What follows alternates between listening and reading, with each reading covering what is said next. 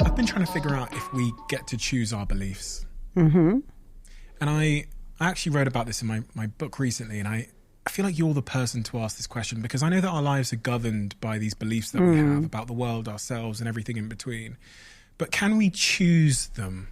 I think so. You know, when I was here last time, you asked me about my childhood, which I don't talk about a lot. It wasn't awful, but it also wasn't amazing. But the beliefs I had then are so totally different to the beliefs I have now, because I chose to give myself better beliefs. Because, you know, you make your beliefs, and then your beliefs turn right around and make you. And then confirmation bias means you look for proof of what you have chosen to believe, and you'll find it. So if you say, oh, I hate cats, they're vicious things that scratch you, they're really aloof, or I don't like dogs, they're barky, yappy, horrible things, then if you believe that about a dog and you meet a dog, you'll feel so anxious that that will become true. But if you say, oh, I love dogs, they're the most loyal, gorgeous, loving things, then you'll have a different energy around them.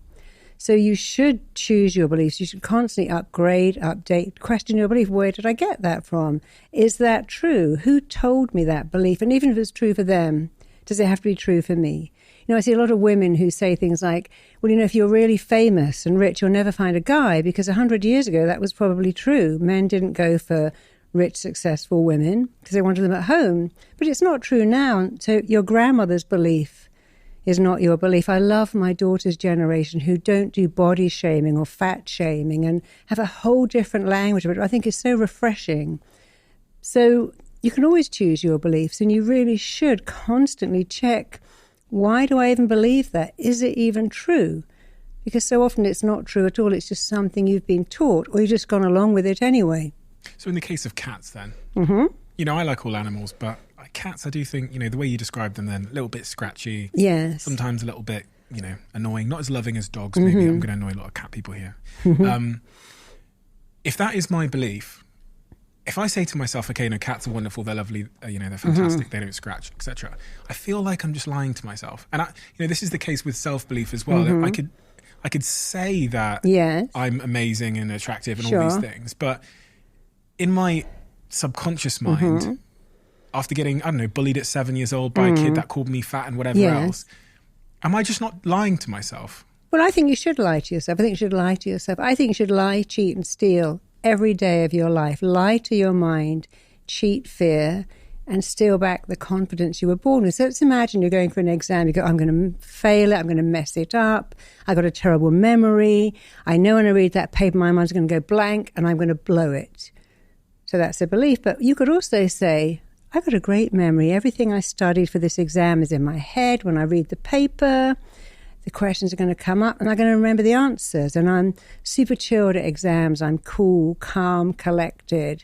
I'm going to ace this exam. So if you repeat that over and over again, you see the subconscious doesn't think, it just feels. And if you say, I'm nervous, I'm so nervous, and the subconscious feels that, then when you're nervous, the mind shuts down.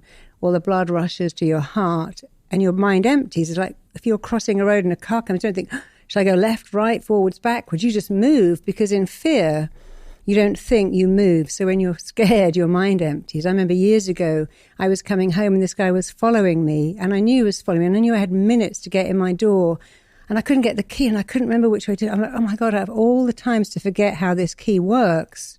I lived here for 5 years, but I was so scared.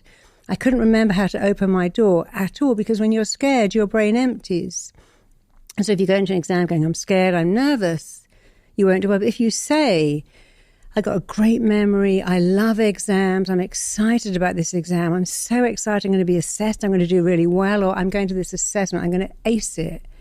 This person's going to love me and see that I'm so smart, and my answers will show them that I know what I'm talking about. The mind doesn't go, oh, come on, that's silly. The mind goes, okay, whatever you say, you make it real. Your mind's job is to make your thoughts real. The subconscious doesn't think, it only feels.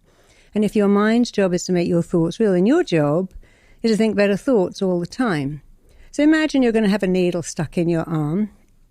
You go, oh, that's going to hurt, and that's going to be so painful. I always read my phone, and if you cough just as the needle goes in, it confuses your mind and you don't feel it. Is that lying, or is it just taking your mind somewhere else? That's because I think if I can choose my beliefs, then I can unchoose beliefs. But I couldn't think of a single belief I have now that I could genuinely unchoose. I can say it, yes, but I think I'd still believe it. Yeah, but the thing with the mind is, there's a couple of rules of the mind. One is, let me give you a couple that will help you. Every thought you think is a blueprint that your mind and body work to make real. Every thought you think has a physical reaction and indeed an emotional response. And here's another one. The mind learns by repetition. So when you think a thought a lot over and over again, it becomes real even if it's not real. So if you think a thought, my neighbor's driving me crazy, they're so noisy, I can never sleep, I can hear their television, they're getting on my nerves, it'll become your reality. If you say, it's a little bit irritating, but I can put my headphones on, I can tune out, then you'll have a different reaction to the same event. You know, we don't have to change events. We have to change how we think about the events. It's like saying, oh, this commute to work is killing me. You know, this being on this freeway is driving me crazy. But someone else will go, wow, I'd love to be on. You've got a car and you're going to a job and you're getting paid. That's my fantasy dream come true. Don't have to change a thing. You have to change how you think about the thing. So that is changing your beliefs. And a belief is really just a thought you think a lot. So you're born as a blank slate. Where did you get those thoughts from? Who gave them to you? So the beliefs you think you can't change, where do they come from? Let's do that. Now, where do the beliefs you think you can't change come from? So I think one of the recurring beliefs I've had about myself, yes, which I think goes back as long as I can remember, to be honest, is that I am fundamentally unorganized. Unorganized, and I okay. think people will be surprised to hear that because I'm very, I'd say, productive. My output is high, but the organization of my stuff, even if you looked in my bag, it would be like a jumble sale.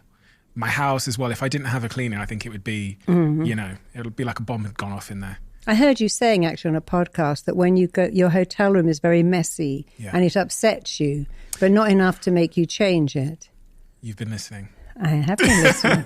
No, you're right. I think there's a habit or something that I've built into myself where I think I've told myself it's faster to be messy. Yes. But then the dissonance or the issue that I take with it is that's not who I want to be. I don't want to be a messy person. I want to be someone who comes into their hotel room, goes into their suitcase and hangs everything up so that tomorrow is easier. But what happens is I dive into the suitcase, pull my gym equipment out and run to the gym. And it's something I want to change because it's almost like this concession in my life where I've gone, well, that's just who I am. I'm just a messy person. And I think we all label ourselves. And of course, when you do that, now you're making it real. You say, you know, I can't spell, but my dad couldn't spell. And now it's genetic. So every time you say, I'm just a messy person, the strongest force in you and everyone in the world is you must act in a way that utterly matches up with how you have chosen to define you. So if you start by changing that and saying, I love being organized. It gives me such joy to be organized. I love putting, so when you say it, it will start to change. So for the last 3 weeks, I've been staying in a place with an amazing gym. And I started to love working out with really, really heavy weights because, you know, I got run over and I started to get muscle wastage in my leg. I was going, I love heavy, heavy weights. I love it. And I was really a Pilates yoga person. But for the last 3 weeks, I get up and I'm in the gym at 7:30 going, well, I love heavy weights. And I didn't like it before, but I decided to say it over and over again because when you say, state and affirm something, your mind must make it real. So all you have to do really is to start saying a lot, I love being organized. It gives me immense joy to put stuff away. I love it when everything's in its place and I'm in a hotel. And sure, I run to the, when I come back, I put my gym kit in a particular place. And I love that feeling of being super organized. And very quickly, it will start to change because you're thinking a thought that your mind has no choice but to make real. So interesting. But it's also true, you know, you think a thought, and your mind can't help it. It has to make, you know, we did that thing with a lemon, didn't we, where you think you're eating a lemon. Have we ever done that? What's that? Well, let's do it now. So good. Put your hand in front of your mouth. Yeah. Imagine you're holding half of a great big fat juicy lemon. Close your eyes and just put that lemon right up to your nose and breathe in that amazing lemon smell because nothing really smells quite like a lemon. Now squeeze that lemon so hard so that lemon drops pucker onto the surface. Stick out your tongue, lick off the lemon, Open your mouth really wide and shove that entire lemon into your mouth. And I want you to start sucking and biting and chewing all the flesh. Literally bite into that lemon until the lemon drops burst onto your tongue and your taste buds pucker and swell as you start to chew that lemon, suck that lemon, swirl that lemon all around your mouth. Keep eating the lemon, suck it, chew it, swirl it around. And then open your eyes. Did you start pumping out saliva? Yes, I did. And so here's a question. Was there a lemon? No, there was no lemon. That's true. There was no lemon. But you could also say yes, which is also true. They're both true. No, there wasn't, but yes, there actually was. Where was it? Where was the lemon that was making you make saliva? In my head. In your head, yeah. It wasn't anywhere else. It was in your head. Just do another one. Put your right arm out towards me and just swing your arm behind you as far as it will go and have a look at where it's gone. Just look behind you to notice where it is. Bring it back. I think you went up to like the third book on that bookshelf. I want you to imagine, close your eyes and tell your mind, my arm's going to go a third further. I'm now like a bendy Barbie and Ken doll. My arm is so flexible, it's going further. I want you to imagine all the muscles in your right arm becoming super flexible like cooked pasta. Open your eyes, put your arm out, and say to your arm, you're going a third further now. You're going a third You're like a pretzel. You're super flexible. Super flexible. Go a third further. Go a third further. Swing your arm back and just watch as it goes a third further. Now look at how far it's gone. You were only up to the third book before. So what happened then? I just believed my arm was going to go further. And it did. Yeah. And you see, and for men, I get men who say, you know, I can't please my wife. I can't get an erection. I can't keep it going. And she's going to leave me. And if I tell them other things, you know, you're a great lover. You can maintain an erection for 20 minutes or 10 minutes, or the average is about 4.5 minutes. That starts to happen. They don't do anything else except listen to a recording that says, you have longer erections, you can have a great sex life, you can wait until your partner orgasms, and it all becomes true because every time they say, but I can't do it, it's all over in a minute, I can't please her or him, they actually make that real. But when you just change a thought, you know, there's a song called Love Changes Everything by Climby Fisher, but actually thoughts change everything. When you think a thought, it's such a game changer. Erections. Yes. It's so interesting because in my friendship group with my male friends, we've spoken about sex life, libido, erections of course. Yeah. We've all struggled in different ways at different times with this. And it's one of the areas in life where it's so clear to me that thoughts are the problem and the solution. Yeah, because again, if a man thinks about sex, looks at pictures, looks at a movie and gets aroused, you get a very physical reaction straight away, even if there's no one in the room with you.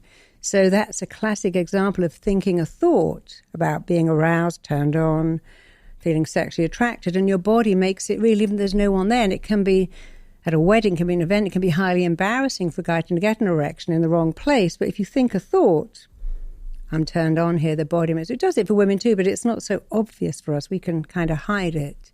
But yes, it's a thought. I can't do it. I can. I'm going to fail. I'm going to succeed. I also think I just learned that I was, at a very young age, that I think maybe that I learned that I was unlovable at some level because I think about being a black kid in an all-white area where your house is like dilapidated. I think that's the right word. Where you can't, never brought anyone home. Never brought a girl home in the 16 odd years that I lived in Plymouth. Never brought anyone home. No one knew where I lived. I had this like constant shame. Yeah, shame. And I showed up as if I was a confident kid, like, you know, but it was for the an football act. team. It was an act. Yeah, and you went home feeling a sense. You see, I taught 16,000 therapists all over the world, and I teach them there's only 3 things wrong with every person that turns up at your door. Only 3 things. And one of them is, I'm different, so I can't connect. The next one is, I want something, it's not available to me. And the third one is, I'm not enough. There's a lot of versions. I'm not smart enough, good enough. But when you told me that little boy who was a black kid in a white world, living in a shambolic house, never bringing people home, straight away you're saying, I was different, And if I'm different, I can't connect, because we connect by being the same. Kids go, I like Postman Pat, so do I like pasta, so do I like Barbie, so do I. Oh, you're my friend. But when you're different, you can't connect. So you first had that first thing, I'm different, so I can't connect. What I want, being the same as all the other kids, is not available to me.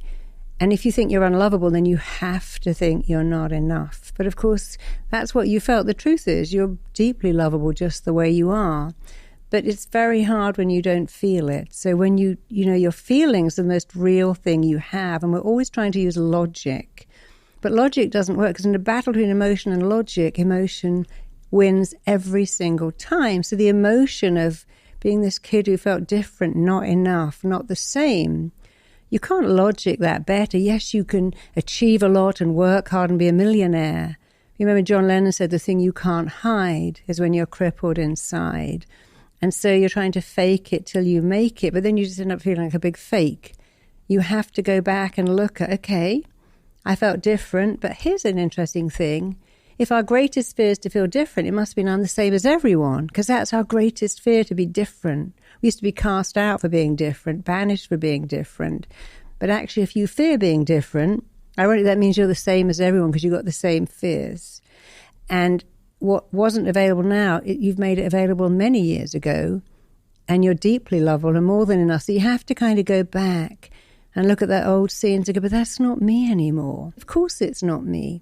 So just stating why it isn't you is actually one of the most transformational things you can ever do. As we're so busy looking for how it is us, here's a rule of the mind. Whatever you look for, you will find. Whatever you focus on, you get more of. So when you look at how it's still you, or still there, or still bothering you, then you'll find it. And interesting, I think when you look at the mess in your room, you remember the shambolic house, and that's why it bothers you. Not because it's messy, because you were brought up in a shambolic house. Now you come out and think, oh, look at this room, I've recreated the same. Instead of saying, actually, I'm in a 5-star hotel, there's a maid next door, it's a little bit messy, it's not shambolic, but you see what your brain is looking for is what's the same. And it will always find it, but if you look for what's different, you'll find that too. So when you have a brilliant brain, which we all have, and you definitely have, instead you've got to talk yourself out of it, not into it. You're talking yourself into how the messy room is the same as a messy home, and it bothers you greatly because it feels out of your control, which it was when you were a kid living in that house. Don't talk yourself in, talk yourself out of it. Oh yeah, I have created a mess, but hey, I'm a super successful guy, I'm busy, someone's going to come in and clean all of this up, and it's not the same. It's vastly different. But our mind is always looking for what's the same because it loves what is familiar. After all, if you were a 2-year-old kid living in the prairie and you wandered out on the prairie, you'd only eat the berries you already knew. You wouldn't eat anything unfamiliar because it would have killed you. So our primitive brain wants to go back to what is familiar, back to what is known, back to what is comfortable. I wasn't sure whether I'm messy because it reminds me of home. Mm-hmm. So a messy room makes me feel more comfortable. Or if it's the opposite, I've never been sure which one it is. Well, it's just, I think because you lived in a messy home, it was familiar, it was easy. No one said tidy up, put that away. So if you were in the army, for instance, you say, oh no, I make my bed, and because you learned a certain way, but you learned the opposite, just everything's in a mess. So the two things that you learned it is familiar, but it's deeply disappointing because it makes you feel, oh God, there's a mess again and I can't fix it. When the truth is, you can. You've always got a choice. The worst thing is I can't change it and I can't accept it. I can't change it, I can't accept it. I can't change a mess, I can't... Okay, I can accept this. Go, hey, I'm messy and I love it, like an artist. Or you can say, I can change it. But it's like, I can't change it and I can't accept it. Accept it. My daughter loves living in a mess because she's an artist. She doesn't even see it. Or you can say, I can change it by changing how I think. Just say, I love putting stuff away. It makes me feel powerful. And if you say it enough, it will become real because your words create your reality. And if you don't like your reality, you don't have to change your reality. You have to change the way you're speaking, which immediately changes your reality, which is completely shaped by your words. What you just listened to was a most replayed moment from a previous episode. If you want to listen to that full episode, I've linked it down below. Check the description. Thank you.